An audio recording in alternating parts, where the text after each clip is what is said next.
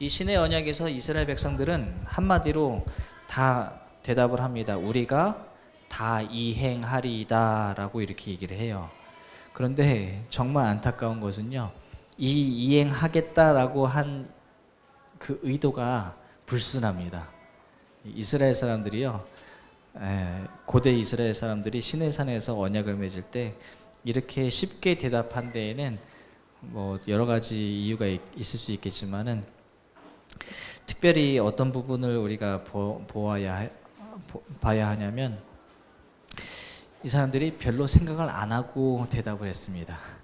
네, 이게 도대체 무슨 관계가 이루어지는 건지, 이 하나님과 언약 관계를 맺으면 이스라엘 백성과 또 하나님 사이에는 도대체 어떤 성격의 관계가 형성이 되는지 이런 거 저런 거 전혀 안 따졌어요. 그냥 순간적으로 다 이행하리이다 라고 대답을 한 겁니다. 그래서 보니까는요, 이건 아마 그 화잉 여사가 쓴 얘기를 인용한 부분인 것 같은데요. 그 다음 어디였죠?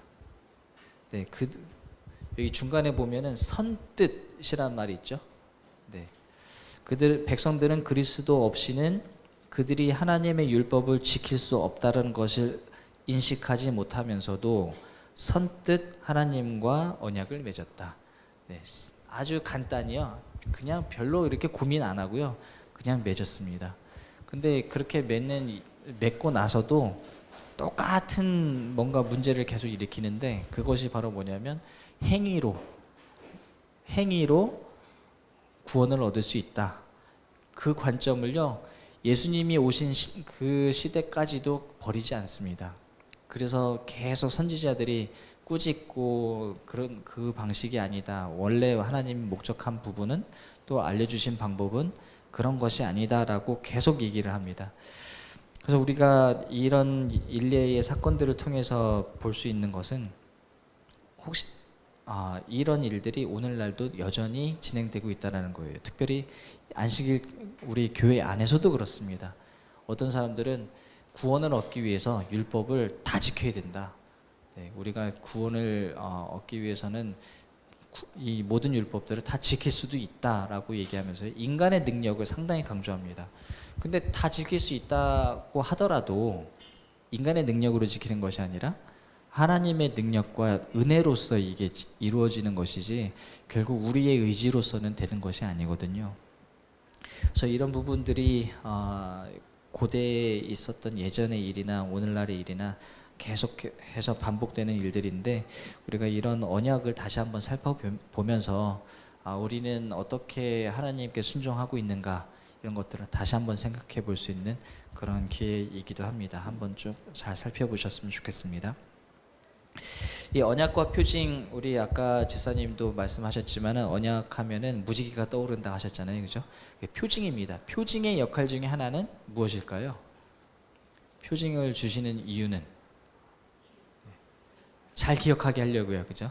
네, 뭐 딱 무슨 개념이 있으면 우리가 연상할 수 있는 일들이 있잖아요. 그래서 그 중에 하나, 여러 가지 역할 중에 하나가 바로 이런 겁니다. 하나님과 인간 사이에 중요한 일을 이렇게 치렀는데, 그것들을 기념하고 또 볼 때마다 쉽게 생각할 수 있고 떠올리게 할 수 있고, 그래서 매번 반복적으로 상기시켜 줄 수 있는 그런 역할을 하는 게 또 표징이기도 합니다. 그래서 노아 언약 당시에는 무지개로, 아브라함과 언약을 맺을 때는 할례로, 그리고 시내산에서 언약을 맺을 때에는 안식일이라는 것으로 표징을 삼으셨습니다. 오늘 우리 안식일 지키고 있죠, 그죠? 여기 보면은 안식일은 나와 너희 사이에 너희 대대의 언약의 표징이다라고 이제 말씀을 하셨습니다. 그러므로 올바른 정신으로 안식일을 지키는 사람은 하나님과 구원받은 관계에 서 있다라는 것을 의미한다라고 합니다. 안식일을 올바른 정신으로 지킨다라는 말은 무슨 뜻일까요? 우리가 이 날을 지켜서 구원받기 위해서 이렇게 지키는 거 아니죠, 그죠? 그런 정신은 어긋난 정신입니다. 이 안식일 하나님께서 쉬라고 하시고, 또 인간답게 인간성을 회복하고, 또 특별히 하나님께서 주신 그 품성, 그것들을 우리가 또 반영하고 따라하고, 또 배우고 그럼으로써 하나님께 더 가까워지기 위해서 이 날을 지키는 것이지, 우리가 이 날을 학교 안 가고 또 일 안 하고 그래서 그렇게 하면은 저절로 구원받을 수 있다라는 그렇게 생각하면서 지키는 것이 아니라, 네, 우리가 좀 더 이 안식일을 어떻게 해야지 올바로 지킬 수 있는지, 그 정신들은 어떤 것들이 있는지 우리가 잘 살펴보아야 될 부분을 또 지적을 했습니다. 이 새 언약은 지난번에도 제가 간단하게 예레미야를 통해서 우리가 확인할 수 있다라고 말씀드렸는데, 이 새 언약은 이전의 언약과 다르다, 같다. 뭐라 그랬죠? 같은 거라 그랬죠. 네, 갱신된 거고, 네, 잃어버렸던 것을 다시 회복한 거고, 예, 그렇기 때문에 이 새 언약을 우리가 이해할 때는 첫 번째 의미인 새롭게 하다와 회복시키다라는 의미도 우리가 떠올려야 하지만, 또 두 번째는 이전에 없었던 또 다른 그런 방식으로 새로운 것이 주어진 것, 그런 차원에서도 우리가 새라는 말을 이해할 수가 있습니다. 그래서 새 언약은 갱신된 언약, 회복된 언약, 혹은 이전과 다르게 질적으로 다른 언약, 그렇게 이해하시면 됩니다. 질적으로 달라졌다는 얘기는 어때요? 좋다는 얘기인가요? 뭐 더 후퇴했다는 얘기인가요? 더 좋아졌다는 얘기겠죠, 그죠? 네, 어떤 면에서 더 좋아졌습니까? 새 언약은요.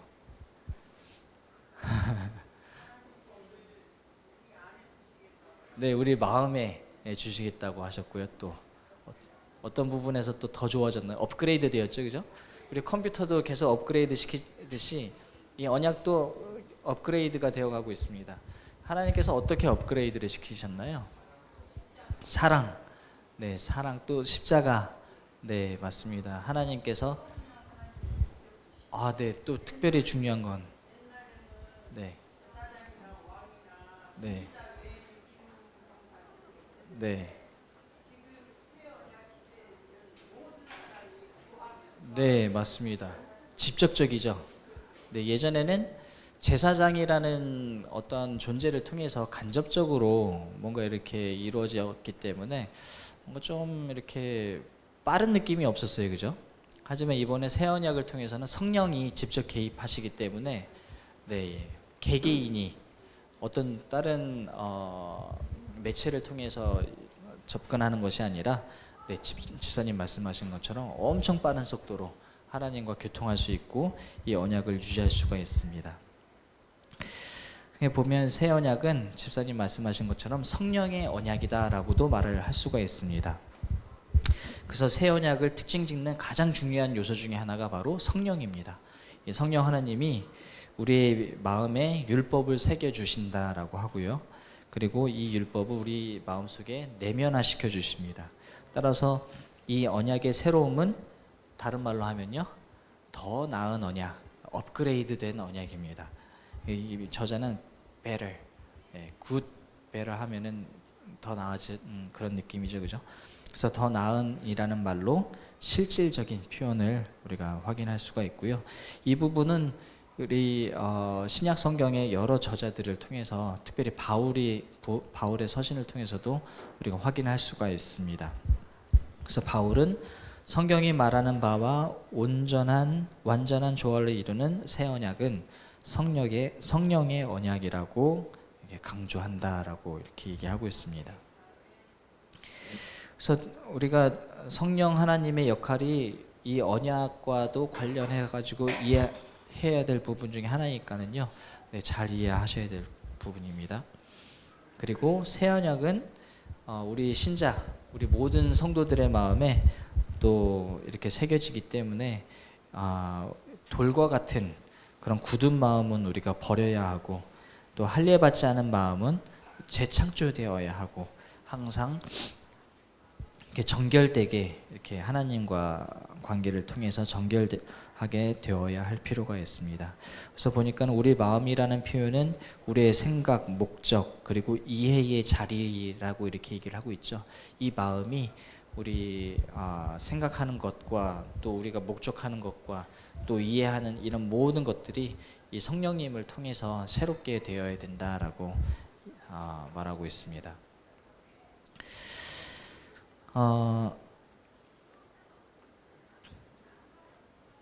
맨 마지막으로 가겠습니다.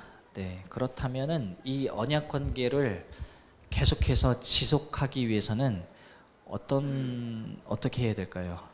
이 책에서는 그 수단으로 믿음을 얘기하고 있습니다. 이 하나님과 이 우리 인간 백성 사이에 이 맺어진 언약을 계속해서 유지하기 위해서는 우리 인간의 편에서는 믿음을 활용해야 된다라고 얘기합니다.